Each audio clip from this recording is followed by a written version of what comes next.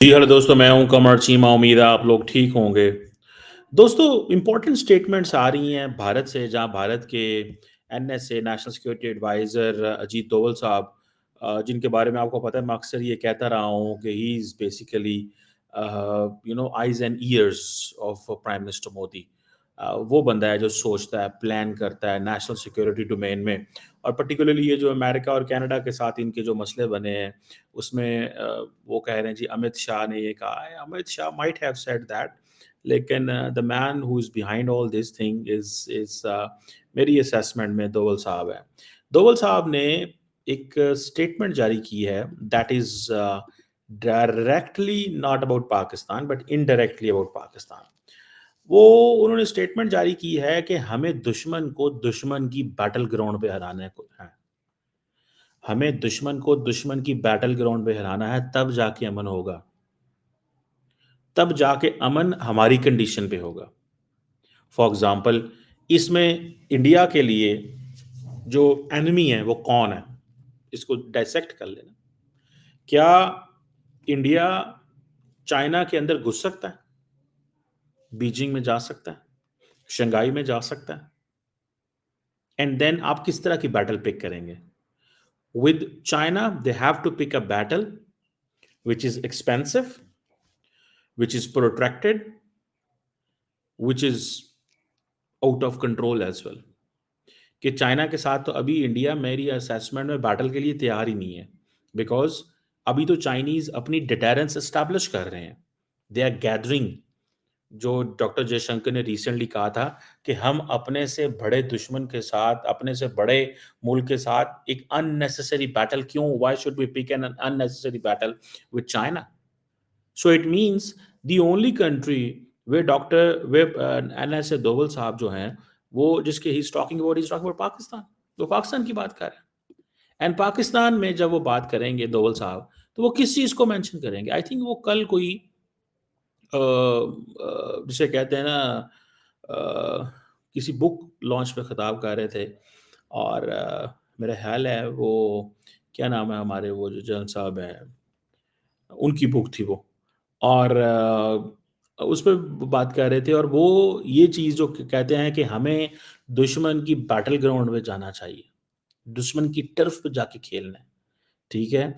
तब अमन होगा। अब वो बात कर रहे हैं, ज़ाहिर बात है, वो अफ़गानिस्तान की तो नहीं बात कर रहे, वो मालदीव्स की बात तो नहीं कर रहे। पिछले 77 सालों से इंडिया पाकिस्तान के मसले हैं ना, सो वो पाकिस्तान की बात कर रहे हैं। मिसाल के तौर पे कि जो रिसेंटली यहाँ पे हमले हुए, जिसमें आपको याद होगा कि फ़ॉर्मर जो कश्मीरी मुजाहिदीन थे, जिन्होंने जहाद कश्मीर में हिस्सा लिया, उनको टारगेट किया गया।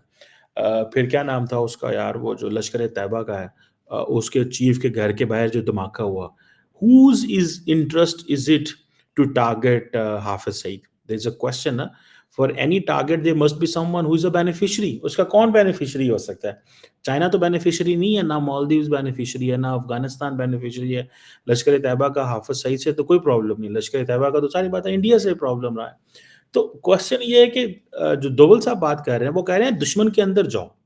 सो इट मीन्स कि target Hafiz Saeed inside the territory, target former mujahideen inside Pakistan, so that the more you engage Pakistan inside the territory, the better it will be for them. Because India ये समझता रहा है for quite many years, हमने हम engage रहे हैं अपनी territory में। इंडिया ये कहता है कि कश्मीर में जो इंडिया इंगेज रहा है पाकिस्तान से लड़ाई में, या पाकिस्तान ने इंडिया को कश्मीर में इंगेज रखा, दोनों मुल्कों के हवाले से, ठीक है? तो उन्होंने क्या किया कि वो कहते हैं कि हमें पाकिस्तान ने इंगेज रखा है for long period of time. Now is our time that we need to keep Pakistan engage on its territory. इसके ऊपर वो आजकल काम कर रहे हैं। ये है बेसिकली वो माइंडसेट जिसके ऊपर इंडियन गवर्नमेंट इस पे काम कर रही है। और जयशंकर साहब भी यही कह रहे हैं कि आज हम, this is what he said basically, ठीक है ना जी? ये उन्होंने कहा, जयशंकर ने आज कहीं पे बात कर रहे थे कि 2020 से situation was not going good, negotiation Chinese के साथ चल रही थी, ठीक है जी? अब ये जो डेस्पैंग एंड डैमचौक है, वहाँ पे अंडरस्टैंडिंग हो गई है, पेट्रोलिंग शुरू हो जाएगी। अम, अ, और जयशंकर ने कहा है कि मोदी और शी जिनपिंग की मुलाकात तभी हुई है जब डिसएंगेजमेंट हुई है। हमने वो हालात पैदा किए कि मुलाकात तब होगी जब ऐसे होगा। सो वो कह रहे हैं कि मिलिट्री डिप्लोमेसी ने भी काम किया और डिप्लोमेट्स ने भी काम किया। सो इंडिया जो है, मैं एक बात बताऊँ आपको, the level of clarity and foreign policy which and the way doctor Jaishankar speaks, मुझे ये बात बड़ी अच्छी लगती है कि at least a person is speaking. हमारी लीडर, हमारे फॉरेन मिनिस्टर तो बोलते ही नहीं है यार। हमारा फॉरेन ऑफिस तो बोलते ही नहीं है। हमारी फॉरेन ऑफिस की स्पोक्स पर्सन साहबा जो हैं, she is a nice gentle lady, very active, very professional, but obviously she just gives the routine weekly statements, जिस तरह वहाँ पे वो जयसवाल साहब दे देते हैं। उनकी स्टेटमेंट्स की मुझे थोड़ी प्रोवोकेशन नज़र आता है, थोड़ी असर्टिवनेस नज़र आती है। हमारी स्टेटमेंट में तो वो भी नज़र नहीं आती। साडा दे ही होंदा है, हौला हौला बोल छोड़ो बस। ठीक है ना जी? सो मुझे ऐसा लगता है कि ये जो एक तो इंडियंस अपनी गवर्नमेंट की फॉरेन पॉलिसी के हवाले से लंबा बोलते हैं। आप जयशंकर को देखें, हर हफ्ते दूसरे हफ्ते वो कोई ना कोई पॉलिसी स्टेटमेंट जारी कर रहा होता है। आज वो कनाडा को भी टारगेट कर रहे हैं दोबारा। वो कहते हैं जी हम रिजेक्ट करते हैं जिस तरह कैनेडियंस ने हमें, हमारे हाई कमिश्नर को टारगेट किया। हमने ऑर्गेनाइज क्राइम का मसला कनाडा के साथ उठाया है और हम ये समझते हैं कि सेंसिबल सॉल्यूशन होगा। लेकिन मैं जब when I speak with the people who are from from the western world, वो ये कहते हैं कि इंडिया को हमारी टर्म्स पे आके डील करना पड़ेगा, बैठना पड़ेगा। बिकॉज इंडियन पोजीशन जो है, ये जो P5 हैं, ये जिन्हें फाइव, नॉट P5 बट ये जो फाइव आइज इंटेलिजेंस अलायंस जिन्हें बोलते हैं, ये सारे के सारे दे अंडरस्टैंड द रियलिटी।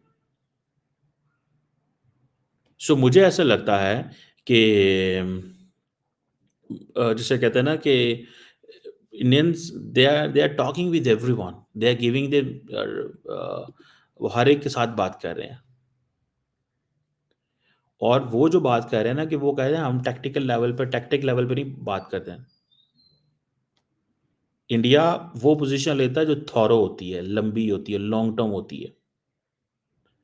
आपको पता है, आज मैं सुन रहा था जयशंकर को, वो कह रहे हैं जनाब कि हमने तो ग्लोबल साउथ के लिए बड़ा स्टैंड लिया। आपको पता है, ये बात मैं आपको कई दफ़ा कहता रहा हूँ कि वो कह रहे हैं जी हमने तो ग्लोबल साउथ, ये जो, अच्छा ये काम तो डेवलप वर्ल्ड को कहना चाहिए ना, अमेरिकन को कहना चाहिए, बरतानिया को कहना चाहिए, यूरोपियंस को कहना चाहिए। वो अपने मसलों में गुम हो गए हैं। अमेरिकन यूरोपियंस जो हैं वो तो अपने मसलों में फंस गए हैं। अमेरिका और रशिया में फंस गया, अमेरिका मिडल ईस्ट में फंस गया, यूरोप जो है उसको सबसे बड़ा क्राइसिस माइग्रेशन का ले डूबा है। मैस लेवल पे जो मूवमेंट्स हो रही हैं, ये उनके लिए मसला बन गई हैं। इंडिया जो है वो पीसफुल कंट्री है, it's rising, growing economically, and it's talking for those who are not being even, who are not being listened and who don't matter even at the global stage. अच्छा, इस सिलसिले में मुझे याद है कि इमरान खान जो साबिक हमारा वज़ीर आज़म था, I don't agree with him on so many terms, but he did raise voice that countries like Pakistan, which are poor, they don't have resources, they are often stuck with so many loans हमारे ऊपर जो होते हैं, उनका क्या करना चाहिए? The great powers need to pay attention to it। वो बड़ा वोकल होके बोलता था कि हम तो सारे के सारे साइकिल में फंस गए हुए हैं। तो ये चीज़ें हैं। सो इंडिया जैसे बार-बार कहता है ना, वैक्सीन की बात करता है कि जी हमने वैक्सीन दी, हमने जब जब अमेरिकन्स के पास वैक्सीन नहीं थी, जब उसके पास वैक्सीन नहीं थी, ये चीज़ थी, वो चीज़ थी, तो वो कहते हैं हम तो भई हमने तो वैक्सीन दी थी। ठीक है ना जी? सो मुझे ऐसा लग रहा है कि इंडियंस अपनी स्टेटमेंट्स जारी कर रहे हैं, धड़ाधड़ बोल रहे हैं, अपना मौक़िफ़ दे रहे हैं, और हमारे जो लोग हैं, या तो ये बिल्कुल ही फ़िक्स हो जाते हैं फ़लस्तीन पे, इज़राइल के ऊपर, ठीक है? मुझे लगता है Pakistani leadership should open up the debate. इनको डिबेट को थोड़ा खोलना चाहिए। You know what I believe, Pakistani leadership को डिबेट को थोड़ा खोलना चाहिए। ठीक है? हमने डिबेट को कंट्रोल करके रखा हुआ, बंद, नहीं, नहीं ऐसा नहीं बोलना। ठीक है जी, हमने नहीं बोलना। ये हमारा हमने शायद पता नहीं ये क्यों हम एक वो उस लॉक अपने आप को लॉक कर लिया हुआ है कि हमने डिबेट को खोलना नहीं है। हम डिबेट को इंडिया पे नहीं खोलते, चाइना पे नहीं खोलते, अफ़गानिस्तान पे नहीं खोलते। द मोमेंट हम खोलते हैं फिर इंटरेस्ट ग्रुप आ जाते हैं बीच में। हम अफ़गानिस्तान पे क्योंकि पुरानी सिक्योरिटी डिबेट है, लोगों कहते हैं यार क्या ये तमाशा हर रोज़ अफ़गानिस्तान, क्या यार ये इंडिया पिछले 70 साल से इंडिया, इंडिया सुन रहे हैं। और नई कहानी सुनाओ। और नई कहानी सुनाने के लिए leadership needs a vision, leadership needs to talk and then leadership needs a credibility as well. And if all these things are not there, how come the world is going to listen you भाईजान? लेकिन मैं fix हूँ इस वक़्त इस situation position के ऊपर जो क्या नाम है उसका अ जो दोवल साहब ने कहा, ठीक है ना जी? वो जो बात उन्होंने की है ना बुक पे, वो कहते हैं और दूसरा वो कह रहे हैं कि अपने आप को करें अवेलेबल रखें। किस चीज़ के लिए अवेलेबल रखें जी? अपने आप को अवेलेबल रखें फॉर दिस थिंग कि इंडिया के जो खिलाफ प्रोपेगेंडा होता है, ठीक है? उस सिलसिले में। और अब वो बेसिकली जो बैटल इंडिया जो मौक़िफ़ ले रहा है ना, मैं आपको बात बताऊँ ख़ास तौर पे ये जो दोवल साहब का मौक़िफ़ है कि why do we fight wars? हम जंगें क्यों लड़ते हैं? ठीक है जी। ठीक है जी, वो कह रहे हैं कि अब मिलिट्री मैनूवर से बाहर निकल के तमाम स्टेट को, सोसाइटी को जंग लड़नी है ये। So basically, this is an ideological battle he want we should be prepared for. So you have to come on the idea of India, which the political party which is in power is projecting, and on that idea of India, you have to project the national power through a national, identity and through a national core. सो जिसे वो कहते हैं ना, जैसे for example Pakistan के अंदर क्या है, the will of the nation को टारगेट करो। विल ऑफ इंडिया भी यही कह रहे हैं, ठीक है जी, कि हमारी जो विल है उसको टारगेट किया जा रहा है। अब ये जो क्वेश्चन है कि हम जंग क्यों लड़ते हैं, हम क्यों जंग लड़ते हैं? ये बेसिकली वो जो जेडी बख्शी साहब हैं, मेरा ख्याल है उनकी बुक जो थी वो बेसिकली उस पे बात कर रहे थे और वो बुक थी basically on Indian strategic culture.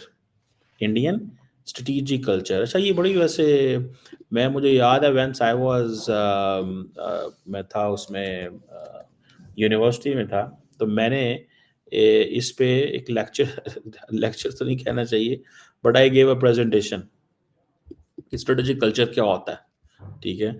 मुझे स्टिल याद है। तो बड़ा हमने इसके ऊपर लंबी चौड़ी डिस्कशन की कि स्ट्रेटेजिक कल्चर क्या होता है और इंडिया का ज़ाहिर बात है एक अपना स्ट्रेटेजिक कल्चर है, ठीक है? उसकी हिस्ट्री, उसकी कल्चर, उसका लैंग्वेज, उसका रिलिजन, ठीक है ना जी? ये सारी चीज़ें they were there. So strategic culture जिसे वो कहते हैं ना कि आपका वो जो एक एम्बिशंस है, ठीक है जी? अ, आपको आपको लगेगा कि आपकी नेशनल स्ट्रैटेजी क्या है? क्योंकि Indians for long have been saying कि हमारा एक कोहेरेंट स्ट्रेटेजिक थॉट नहीं रहा और प्रिंसिपल फैक्टर्स क्या हैं और हमारी कम्युनिटी जैसे ज्योग्राफी, कल्चर, हिस्ट्री, ये सारी चीज़ें बेसिकली दीज फैक्टर्स ये जो कंट्रीब्यूट करते हैं इन योर स्ट्रेटेजिक थिंकिंग और जो इंडियन स्ट्रेटेजिक कम्युनिटी है अ, ये डेफ़िनेटली अंडरस्टैंड करती है एंड दे बिलीव कि हमें इन चीज़ों के ज़रिए अपने एक स्ट्रेटेजिक कल्चर को डेवलप करना चाहिए। सो इंडिया का जो स्ट्रेटेजिक कल्चर है वो ज़ाहिर बात है उसकी जो बायलैटरल एंड मल्टीलैटरल डिप्लोमेसी है उसमें वो आपको नज़र आता है डिफरेंट जगहों के अंदर।